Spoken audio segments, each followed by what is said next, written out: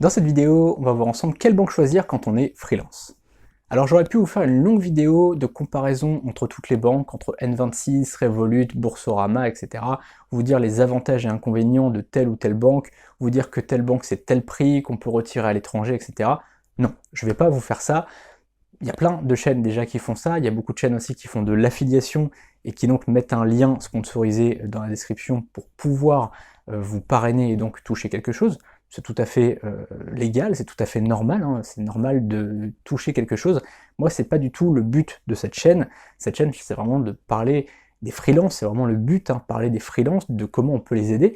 Et d'ailleurs, pour vous aider, moi, ce que je vous conseille, c'est vraiment de vous lancer en auto-entreprise. Ça, je vous l'ai dit dans une autre vidéo. Et donc, quand on est auto-entrepreneur, ce que je recommande comme banque, c'est N26. Ça va pas plus loin. Voilà. C'est très très simple. N26, pourquoi? Parce que la carte, elle est gratuite. D'accord, c'est 0 €, il y a une carte auto-entrepreneur, il y a vraiment un compte auto-entrepreneur, c'est gratuit, c'est 0 €, vous pouvez retirer à l'étranger, je crois 5 fois, alors ça, je ne vais pas forcément rentrer dans les détails parce que c'est pas le sujet de cette vidéo, j'ai pas envie de rentrer dans les détails par rapport à ça, mais je crois qu'on peut retirer 5 fois à l'étranger, bon, ça peut être un petit avantage si vous voyagez un petit peu, mais bon, c'est pas non plus, voilà, c'est pas très très grave non plus, et puis c'est surtout, voilà, comme je vous le disais, c'est gratuit, et vous pouvez faire beaucoup de choses. Moi je vois par exemple, je suis chez Conto, voilà, donc je ne suis pas mon propre conseil, mais ma petite amie est chez N26, elle est ravie, franchement ça marche très très bien.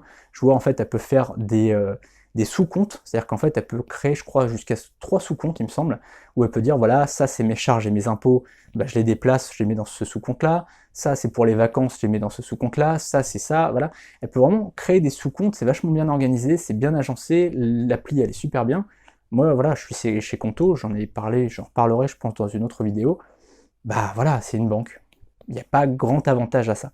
Alors l'inconvénient de N26, si on peut dire, mais ça c'est l'inconvénient de toutes les banques nouvelle génération, c'est qu'on ne peut pas être à découvert. Donc si vous êtes dans certains business qui demandent parfois d'avoir une trésorerie négative, c'est-à-dire de dépenser de l'argent avant d'en gagner, ça peut être un petit peu compliqué. Là en l'occurrence, je parle à des freelances. Donc, en général, les freelances sont rarement à découvert puisque le but c'est vraiment d'avoir le minimum de charges et le maximum en fait de vente de contenu intellectuel finalement. C'est-à-dire que quand on est freelance en général, on vend notre intelligence, on vend notre compétence à créer un logo, ou à créer un site web, ou du consulting, ou ce genre de choses.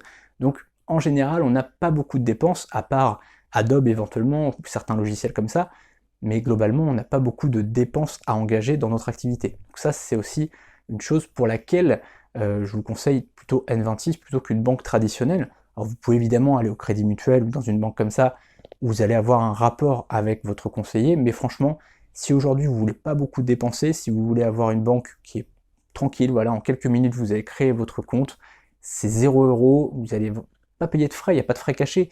Chez Conto, non seulement je paye tous les mois, je paye pour mon abonnement, je paye pour ma carte, et en plus de ça, je paye à chaque fois que je reçois des virements. C'est un délire, mais c'est comme ça. Donc il y a des petits trucs comme un petit peu cachés comme ça, bon, je sais pas trop, je ferai une vidéo là-dessus, ça sera plus le sujet ce jour-là, mais en tout cas, voilà, sur cette vidéo, je voulais vraiment vous conseiller, si vous êtes freelance, choisissez l'auto-entreprise et allez chez N26, ça sera beaucoup plus simple comme ça, vous ne payerez rien en banque.